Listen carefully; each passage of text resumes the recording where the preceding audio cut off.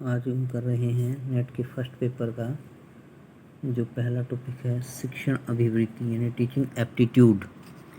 Teaching aptitude में हम पढ़ेंगे सबसे पहले टीचिंग क्या है, उसका कंसेप्ट है, उसका ऑब्जेक्टिव क्या है, उसके जो लेवल ऑफ टीचिंग क्या है, मेमोरी है, अंडरस्टैंडिंग है यानी समझ सकती है, समझ है, विचारात्मक है। अब इसमें सबसे पहला क्वेश्चन हमारा आता है कि नीचे दो कथन दिए गए हैं, दो स्टेटमेंट हैं, फर्स्ट है और सेकंड है। इसके नीचे 4 आंसर दिए हुए हैं जो कि क्वेश्चन हमारा ये 2022 और 2023 में आया हुआ है।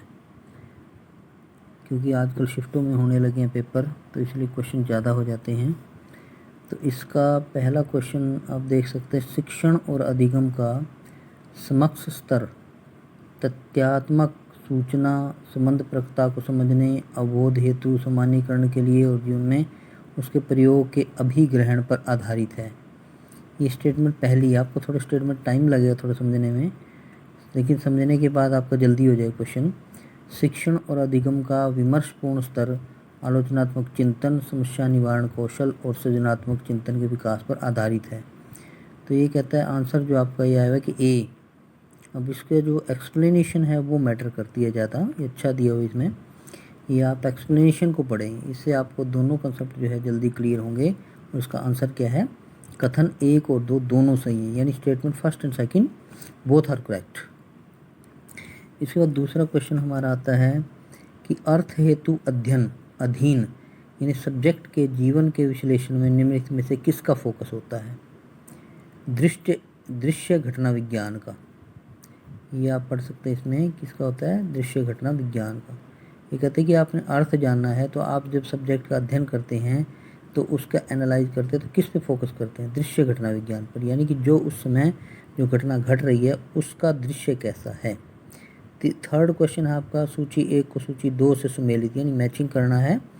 ये आप देख लीजिए ABCD दिया है और इधर 1 2 3 4 दिया है, तो आप इसको जो है ये कर सकते हैं।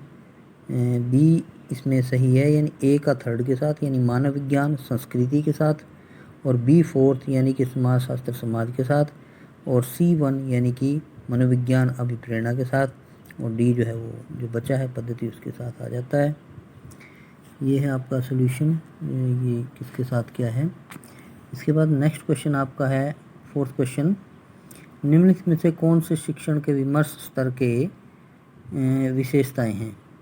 तो ये विशेषताएं जो है 4 दे रखी हैं इसमें, आपने इसमें से कुछ लेनी पड़, जैसे 2-2 के आंसर दे रहे हैं ना, बी और सी है या ए और बी है या डी और ई है, सी और डी है।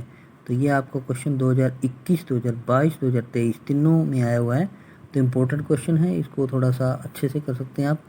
तो इसका जो आंसर है वो आपका डी है, कि इसमें डी में दोनों आएंगे सी और डी, यानी कि समस्या समाधान करने की योग्यता विकास और विद्यार्थी की मौलिक सोच और संरचनात्मक योग्यताएं।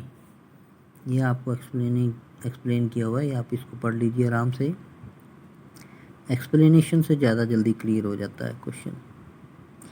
इसके बाद आपका इसमें 5th क्वेश्चन है कि शैक्षिक उद्देश्यों के वर्गीकरण पर आधारित सामग्री के अर्थ को समझने की योग्यता को किस रूप में जानते हैं।